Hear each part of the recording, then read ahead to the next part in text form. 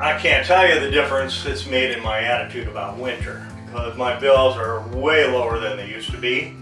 My comfort level is way up. I realize that I am substantially reducing my carbon footprint, and I felt the need to share all this.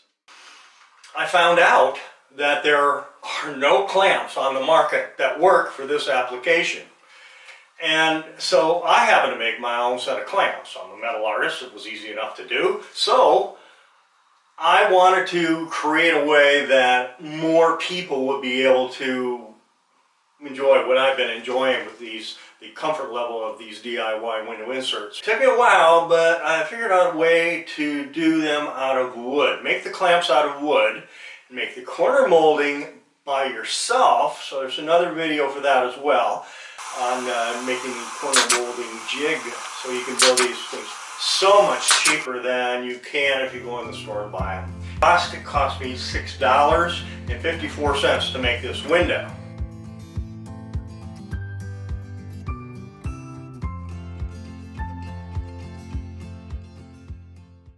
Since both sides of the 2x4 are rounded, I'm going to cut a 1/4 inch off of each side to make sure this is nice and flat. Now I cut 4 boards to 18 inches long. Here's the exact center, 9 inches. And since it's 2 7/8 wide, 1/2 of that is 1 7/16 inches, and that gives me the exact center of that board. Draw a 45-degree line right through that center line.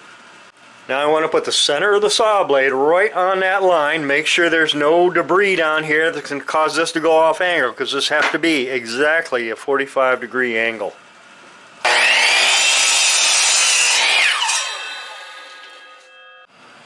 Because we cut both boards at 45-degree angles at different angles, we now know that the good side is always going to be on the top where we want it.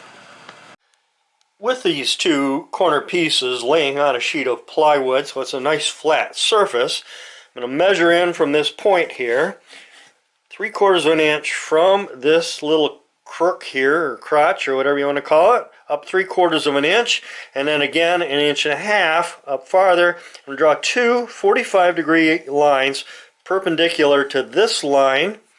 And then I'm going to take a screw. This is a 3-inch screw. It's going to go in here.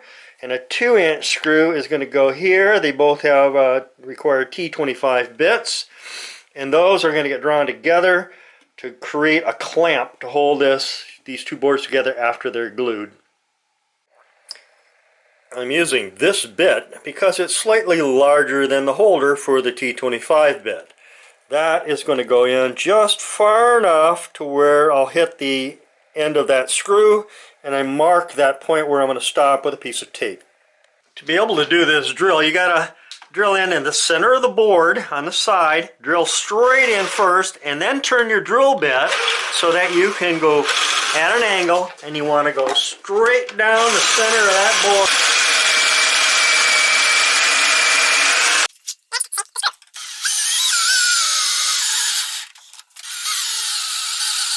With the pieces screwed together, make sure that they are good and square. Then undo the screws, put on your glue, and then screw these back together, knowing that it's going to fit perfectly.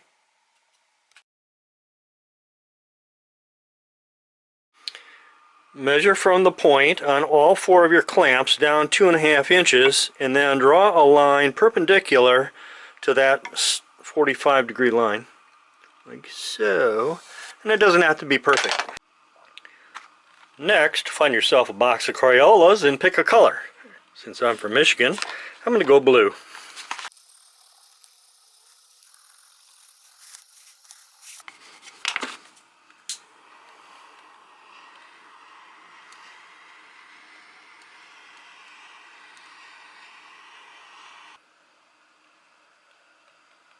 From the top corner, put a mark, 1.25 inches down, and again down at 8 inches. The keepers, keep everything flush against the surface, prevents it from going beyond the outer edge, and helps to hold everything nice and square. To ensure that the keeper piece is mounted properly so that the subsequent pieces of corner molding that you're going to use are going to slide in there very easily, you're going to create a little bit of a slop factor here using a piece of paper that's folded over a couple times. So you got 4 layers of paper, all that's clamped together with the keeper piece in line with that 1.25 inch mark you made from that front edge, and then go in with a center punch, punch this, drill downward, a slight downward angle with a 7/64 drill bit, and the reason is because you only got such a limited space, and then drill straight in here on this bottom one and only penetrate each of these about 1/2 inch.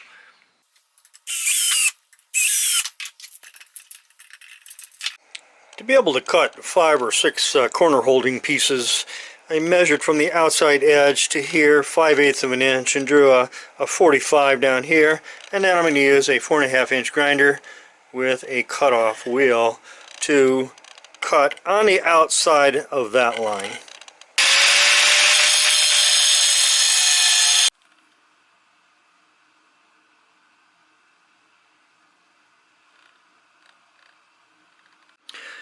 This cut line is important in that the distance from here to here has to be mated to the molding that you're going to be using.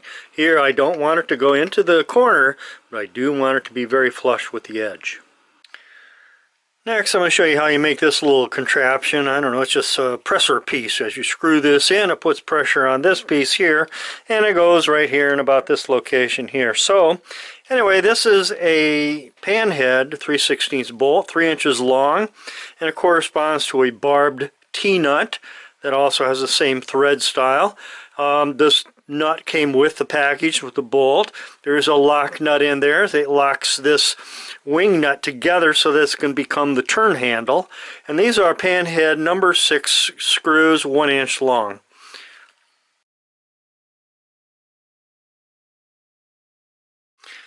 To make this little presser piece here, you're going to need 2 of these corner pieces, which are exactly the same as the one you're going to need in each corner of your window frame.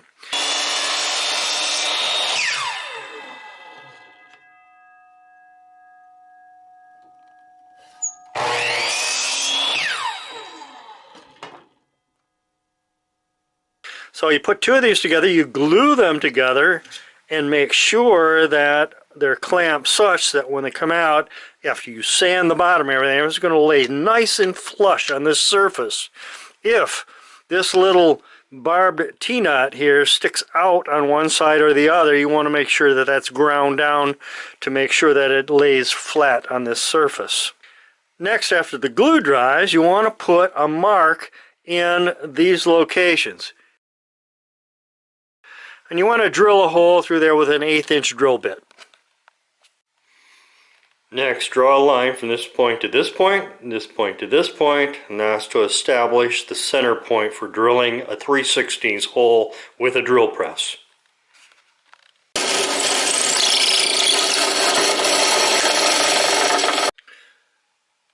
Next, I want to set the stops to drill down only 5/16 of an inch with a 1/4 inch drill bit on one side. There we go.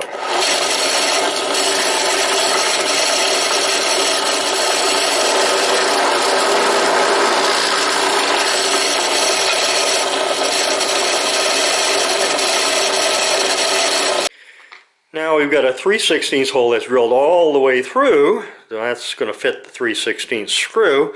And then on the other side we've got a 1/4 inch hole that's going to be accepted by this T-nut. So that's going to get put in there. You want to make sure though that those little barbs on that T-nut are going to be positioned such that when they're drawn up tightly they're not going to tear up the wood. So you want to get them equidistant from the edge. Now I'm going to be gluing that with some E6000 glue all the way around. Actually, I'm using Gorilla Glue. It says use like E6000. And I'll put that around, making sure you don't get any on the threads. Draw that T-nut up into that opening just by screwing this down all the way until the T-nut is flush with that surface. You want to get it good and tight.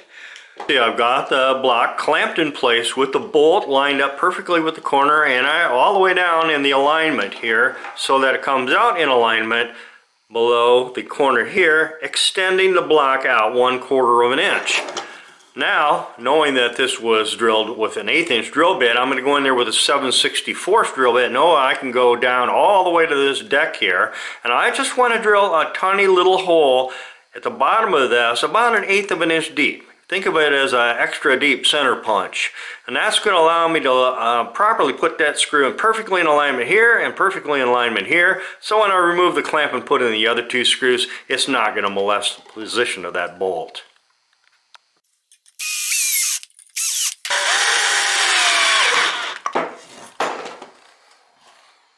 This is a cam lobe stop. So, starts out as a 1/2 inch by 3/4 inch piece of parting stop. It's cut at an angle one end, square cut at the other end, and it's 2 inches long. Then I'm going to draw, I did draw a essence of a cam lobe here. So I'm going to grind that out. That gives me where I need to go to grind and know that it's going to be ground off squarely. Now that I know that this deck is perfectly perpendicular to this, I want to hold this nice and flat, because as I'm grinding this away, I want to make sure that I have really nice smooth contours, just like a cam lobe would be, and take that down nice and smooth so it has a kind of a cam lobe look to it, I guess you could call it. What's really important though is this is held flush down square, because when this is locked in the clamp or locks your molding in there, it's going to help to keep that molding square along that edge.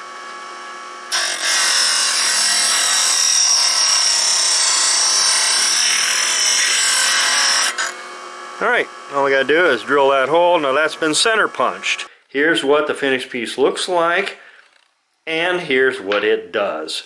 When you push it in like so, it's going to want to teeter against this keeper and cause that to go this way, but it can't because everything's locked away up there. It's just going to hold that nice and square.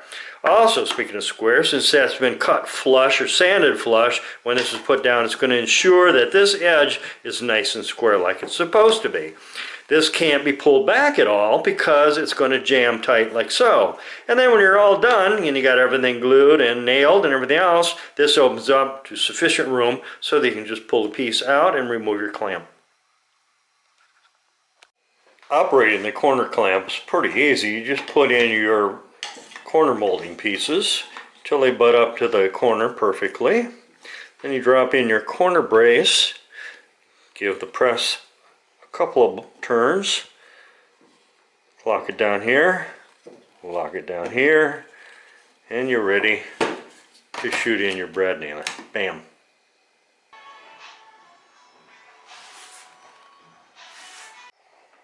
The first thing you want to do is make sure that you've got it sealed all the way around your woodwork. You want any gaps or cracks or anything like that. So I suggest caulking all the way around here to make sure that no air at all can come around or from within your framework.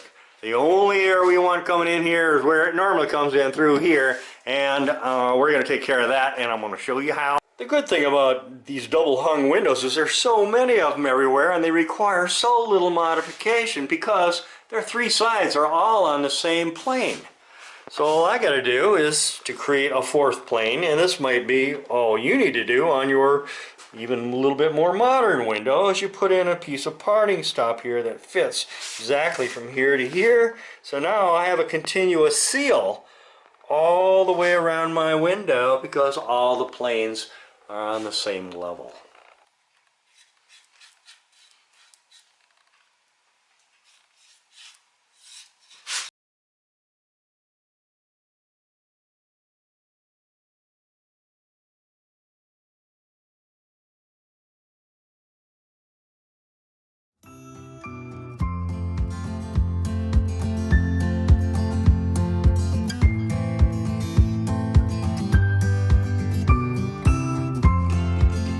Using a straight edge, butt it right up against the end of the flush cut 2x4 and bring a square right up to that edge of that straight edge, and then draw a line here and here, transfer this dimension here to here, which is a 1/4 of an inch up on top, and you're going to draw a 45 on both sides through that line, and those are going to be your cut lines.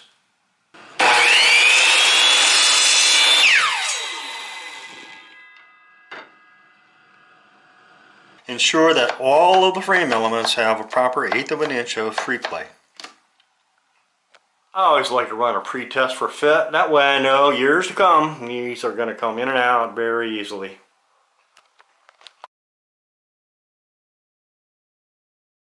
The corner's all nicely fitted and clamped in place.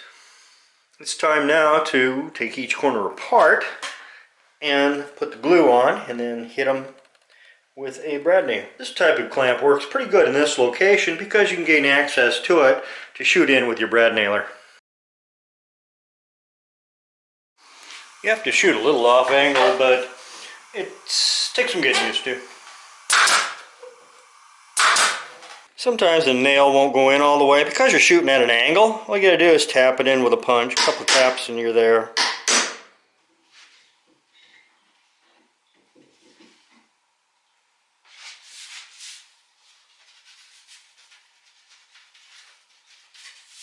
If you put the location name in the upper right corner for all your windows, you always know which end goes up. Apply the 5-inch tape top and bottom underneath here as well, down the center.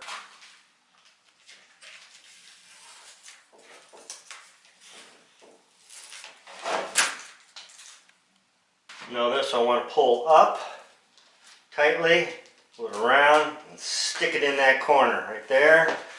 And then on the ends, just so you know it's nice and neat. And it's going in there equally.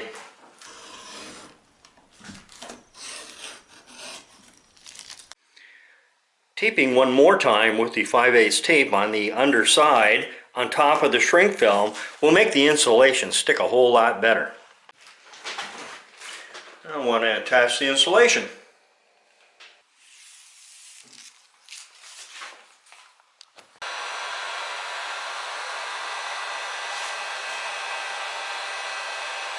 With a magic marker, put a small dot 8 inches in and 1/4 inch from the edge on both sides of every corner and also here right in the middle.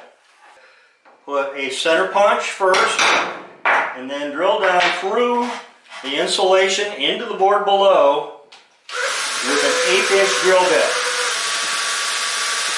Keep pressure on the pad.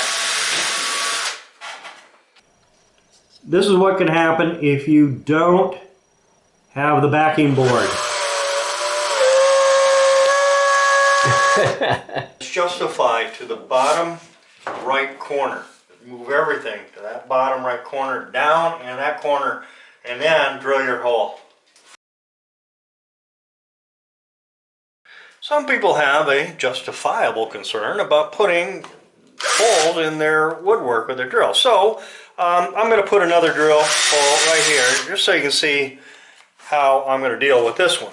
So what I do is I take a piece of, this is acrylic paint, put a spot on here, fill that hole up, take some tissue, wipe off the excess. Now this is for painted surfaces.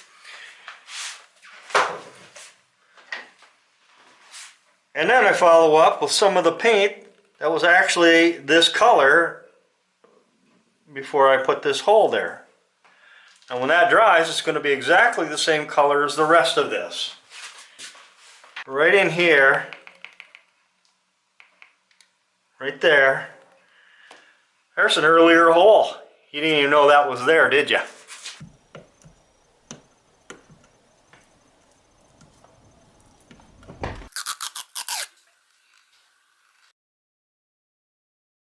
Pull away from the edge.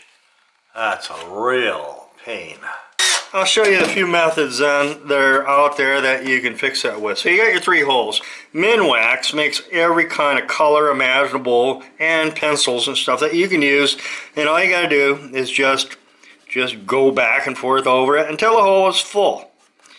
Then Crayolas will work as well. So just grab a white, in this case a white Crayola. You're bound to find something in that Crayola box that's going to cover everything you need. There you go, that hole's filled. And then here's another one. It's white artist paint, acrylic paint. It's real thick. You can take a little piece of that and put it in your hole fill it up real good, and then just wipe that away. Hole's gone. What I'm going to be doing is putting the film on this now rather than the window. So I only have to do this one time, and I can reuse the same window very easily every year. It just pops right in. So here I'm chosen to use the inside of the well, the window well. So I'll put this up here like so, and you can see it just pops right into that corner, and I've got a great little internal storm window.